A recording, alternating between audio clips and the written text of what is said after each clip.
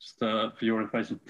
Yeah, so talking about EU bioenergy policy, I thought it would be good just to remind ourselves of the context, which is, of course, that climate change is accelerating very rapidly.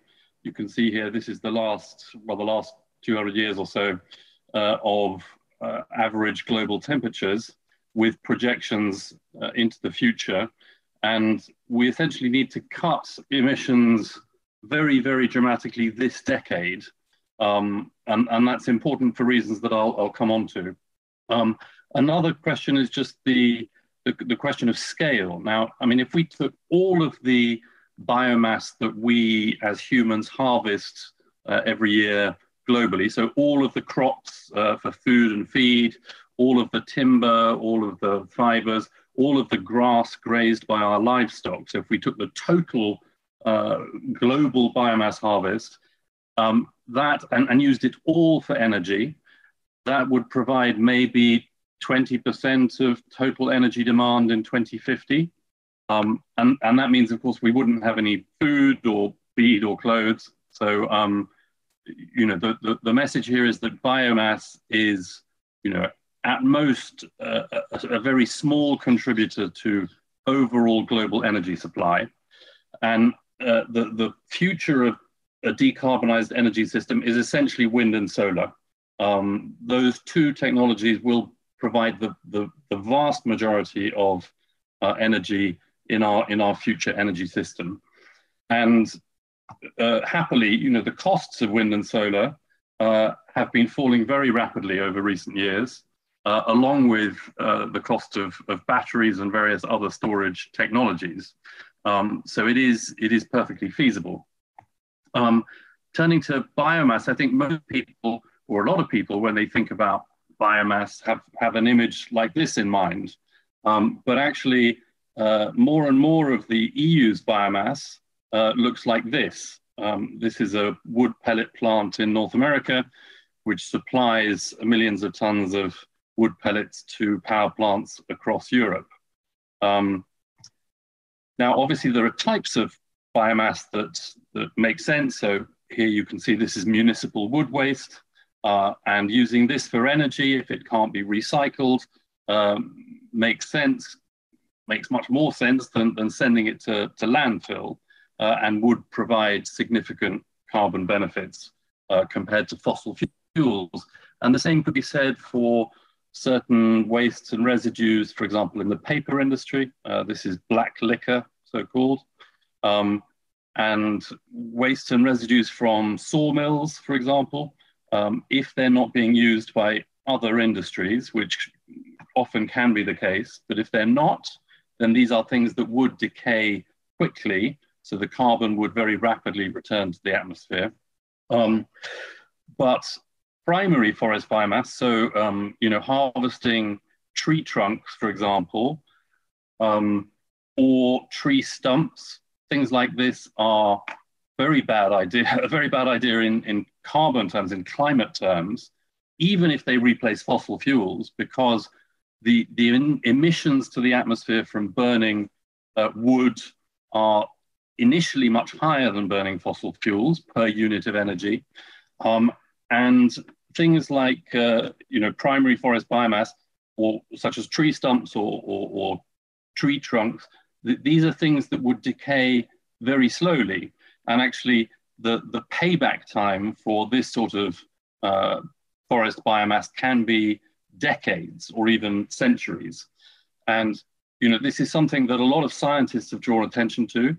In 2018, a group of nearly 800 scientists wrote to members of the European Parliament saying that they should end subsidies and incentives for burning forest biomass, essentially, primary forest biomass.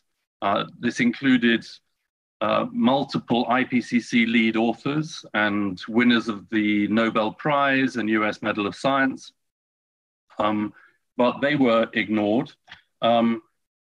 If you look at the scientists in the European Commission, so the Joint Research Centre of the European Commission published a report a little while ago on the impacts of forest biomass use. And one of the things that they said was that over the short term, which they put at 10 years, there is essentially very little, if any, benefit from carbon benefit compared to fossil fuels from burning primary woody biomass, so forest biomass essentially, rather than wastes and residues.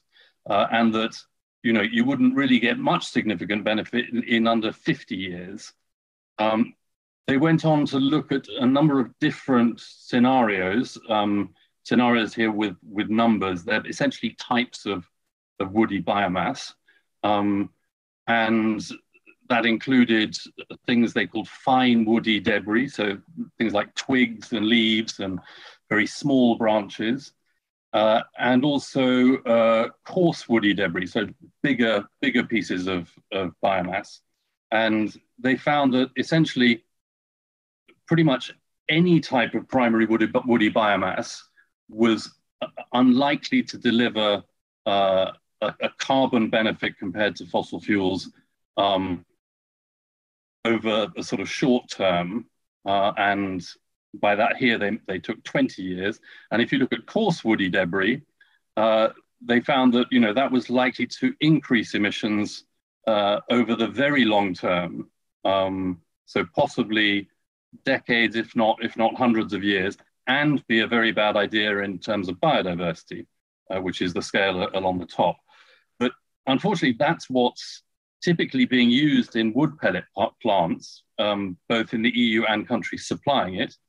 This is in Estonia, in France, this is in Belgium, and this is again in North America, where a lot of our wood is sourced from. And you know, this is exactly what sort of coarse woody debris is currently being used. And the reason for this is that there are no distinctions really under the EU rules between different types of forest biomass, different types of feedstock, essentially. And the rules are set out in the EU Renewable Energy Directive.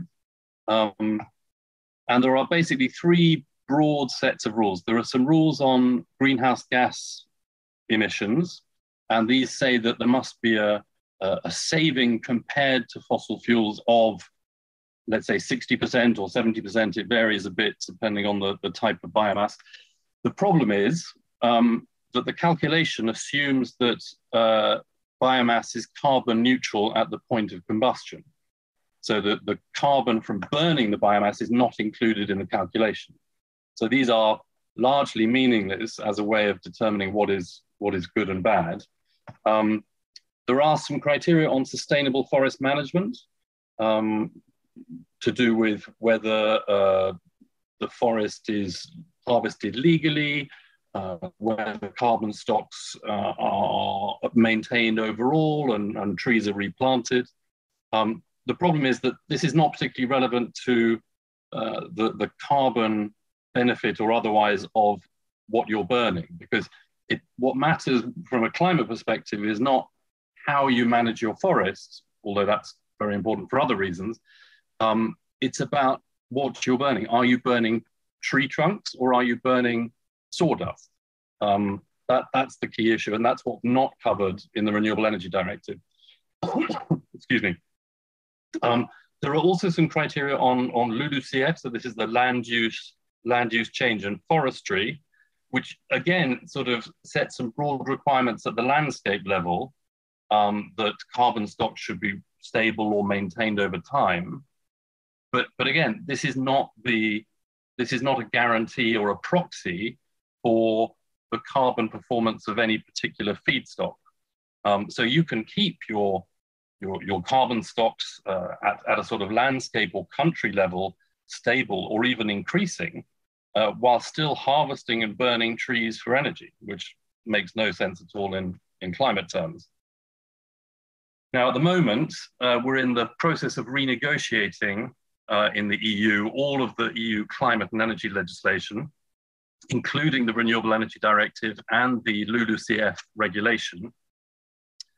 But unfortunately, the Commission's proposals on this were very weak, essentially under pressure from member states such as Finland and Sweden, and they really don't provide any significant change to the current rules. There are some small improvements to the sustainability criteria on which biodiverse areas, for example, you can harvest from. And they've included some vague language on what they call the cascading use principle, saying that you shouldn't subsidize burning for energy things like tree stumps or high quality roundwood. But of course, these are generally not the things that people are burning. I mean, the industry doesn't burn high quality roundwood. They're burning things that have no market value potentially because they're maybe slightly rotten or bent, but things that have a huge value in terms of carbon. And that's really the problem. So until such time as the EU includes criteria on feedstock, so excludes the, if you like, the primary forest biomass from subsidies or other incentives, then there will still be, despite a higher target for LULUCF, there will still be a big incentive for coal-fired power plants, for example, to switch from coal to burning wood, even though over the next few decades, that would increase emissions dramatically. And that's why the timing is so important. Something which delivers a carbon benefit over 50 years or 100 years, but increases emissions today and for the next couple of decades, is really of no help at all in tackling climate change. In fact, it will simply accelerate it. And that's why the EU bioenergy policies remain such a disaster and frankly, a stain on EU climate leadership. So that's my opening statement, but I'm very happy to answer any questions you may have. Thank you very much, Alex.